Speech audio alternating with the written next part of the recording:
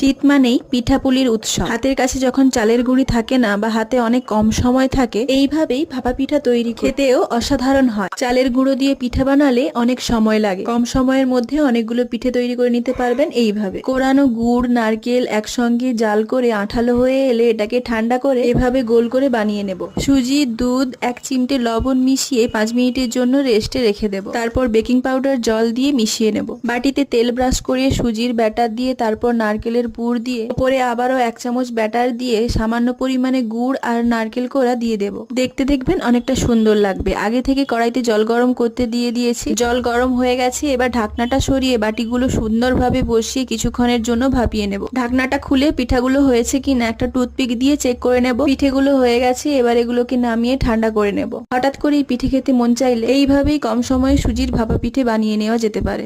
ভিডিওটা ভালো লাগলে সাবস্ক্রাইব করবে। টাটা।